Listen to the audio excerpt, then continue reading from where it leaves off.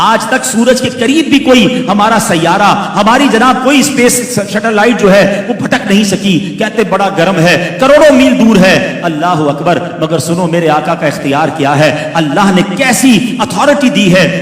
نبی پاک علیہ الصلوۃ والسلام جو ہیں مولا علی کی گود میں آرام کر رہے ہیں، مقام میں صحبہ ہے. مولا علی کی نماز کا وقت چلا گیا. نبی پاک نے اثر ادا کر لی تھی، حضرت علی نے ادا نہیں کی. اب مغرب کا وقت ہو گیا، سورج غروب ہو گیا. نبی پاک نے مبارک آنکھیں کھولی، مولا علی کو دیکھا تو چہرے پہ افسردگی. اے علی کیوں افسردہ ہو؟ کہتے حضور علی جب سے ایمان لایا ہے کبھی کوئی نماز قضا نہیں ہوئی. حضور آج اثر چلی گئی ہے. سبحان اللہ. میرے آقا کی کوئی خدمت کرے وہ محروم کیسے ہو سکتا ہے؟ سرور کائنات نے ہاتھ اٹھائے. الفاظ سنو، اللہ کے حبیب فرماتے ہیں، عرض کرتے ہیں اللہ کی بارگاہ میں، اے اللہ علی تیری اور تیرے حبیب کی فرما برداری میں مصروف تھا. پھر سمجھو اس بات کو، خدمت تو کس کی ہو رہی ہے؟ نبی پاک کی ہو رہی ہے نا. آقا نے آرام کیا تھا مگر اللہ کے نبی کیا فرما رہے ہیں؟ عرض کیا کر رہے ہیں؟ اے اللہ علی تیری اور تیرے حبیب کی فرما برداری میں مصروف تھا.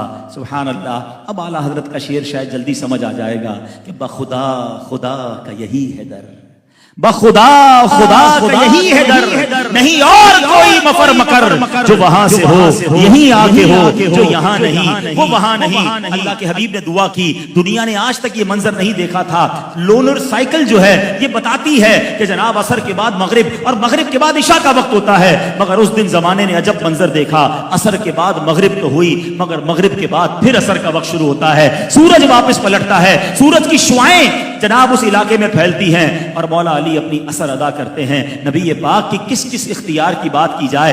اب کس طرح اب بیماروں کا علاج فرما دیتے، زہر کا تریاق فرماتے. غار ثور کا واقعہ کسے یاد نہیں؟ بچپن سے واقعہ سنا ہے، سینکڑوں بار سنا ہے. جب بھی سنتے ہی ایمان تازہ ہوتا ہے کہ سیدنا ابوبکر صدیق کی گود میں جب نبی پاک آرام فرما رہے تھے، سانپ نے کاٹا. صدیق اکبر نے کیا فیصلہ کیا؟ جان جاتی ہے تو جائے، محبوب پاک کا آرام میں خلل نہیں ہونا چاہیے. آنکھوں سے آنسو نکلے، نبی پاک کے مبارک رخسار پر گرتے ہیں. آقا آنکھیں کھول کے فرماتے ہیں، اے ابو بکر کیا ہوا؟ کہتے حضور سانپ نے کاٹ لیا ہے. نبی پاک نے کسی ایمرجنسی وارڈ کی طرف نہیں بھیجا، کسی ہاسپٹل کے پاس نہیں بھیجا.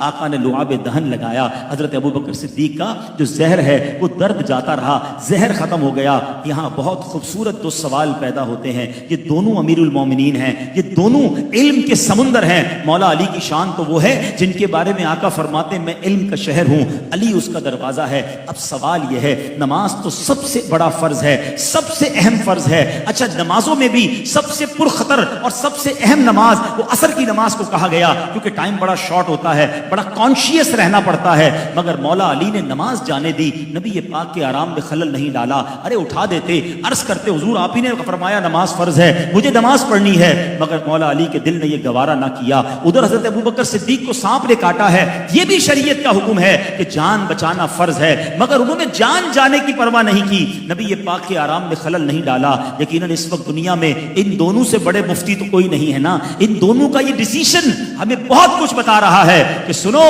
یہ فیصلہ کیا تھا، یہ ڈیسیشن کیا تھا، سیکھنے کو کیا ملا.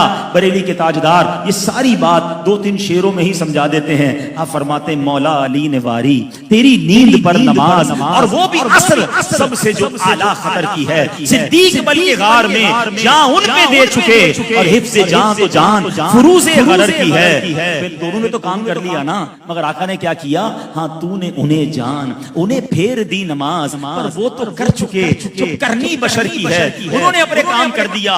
اب اعلیٰ حضرت کہتے سیکھنے کو کیا ملا، عطر کیا ہے، ایسنس کیا ہے، ان دونوں واقعات سے سیکھنا کیا ہے.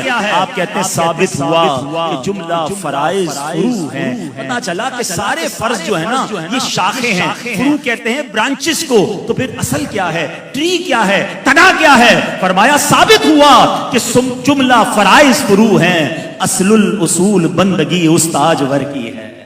آقا راضی ہیں تو رب راضی ہے. تم ساری زندگی نمازیں پڑھ لو، ساری زندگی قرآن پڑھ لو، اگر دل میں عشق رسول نہیں ہے اور تم سے اللہ کے حبیب راضی نہیں ہیں، تمہاری نمازیں کام نہیں آنی، تمہارے روزے اور عبادتیں کام نہیں آنی. کیونکہ ثابت ہوا کہ جملہ فرائض فرو ہیں، اصل الاصول بندگی استاجور کی ہے. نبی پاک کی رضا کو تھامے رکھنا، کیونکہ یہ راضی ہو گئے تو رب بھی راضی ہو جائے گا. کیونکہ آقا رب کے حبیب ہیں، حبیب راضی ہو جائے گا.